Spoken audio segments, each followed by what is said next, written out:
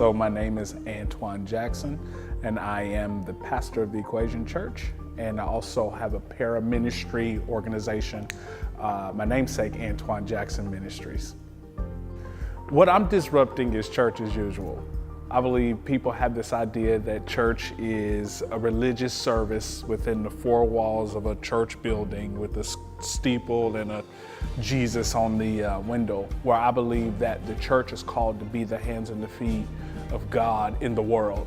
And I also believe that the church isn't a religious institution. The church is actually called to be a representation of relationship with God in the earth. So I'm disrupting the status quo because people have an expectation that church is a service, opposed to realizing that church is a people that impact and serve people and change the world. Well, I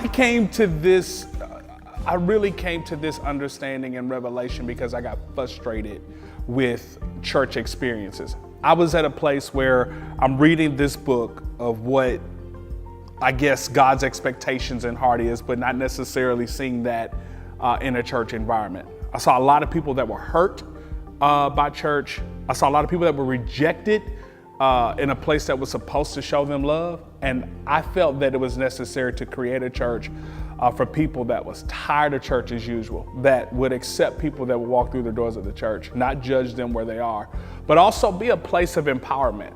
I just didn't believe that the church was supposed to impact one aspect or facet of your life. The church is supposed to be a holistic thing.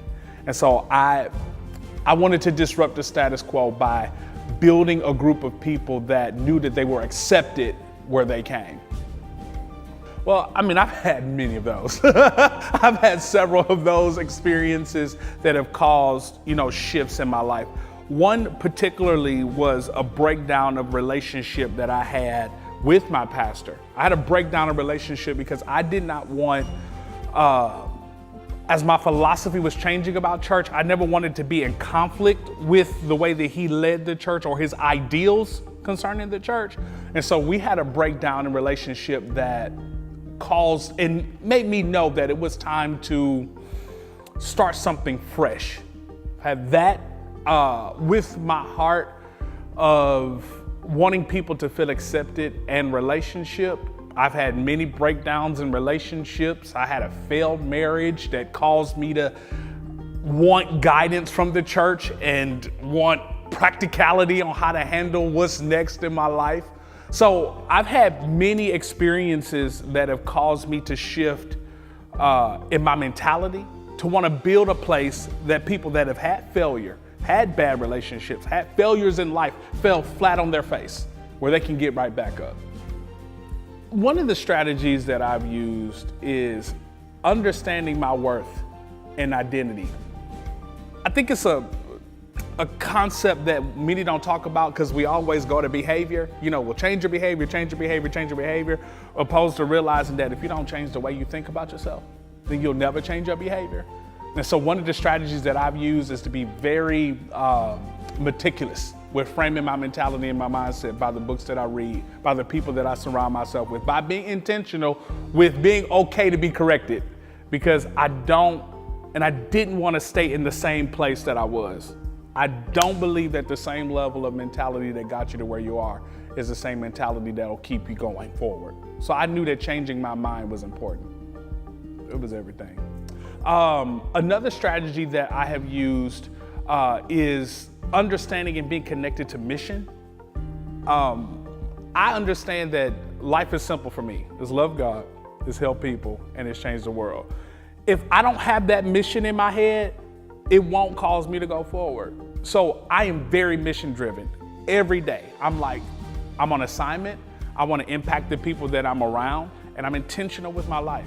And so mission is huge for me. If I don't have anything to strive for, then I know that I won't be successful in life. So mission is huge for me. Another strategy that I have used is to stay humble. I think the definition of pride for me is a closed perspective. And so I've learned to stay humble, a life learner. I just keep my ears and my mind open. I'm always discerning and paying attention to people and watching and learning and growing. And so that strategy for staying humble, I think, has also positioned me for success because I'm just open-minded. I'm not a closed-minded person. I'm really open to learning from others and experiences and using those things to make me better. My name is Antwain Jackson. I'm a dreamer and a disruptor.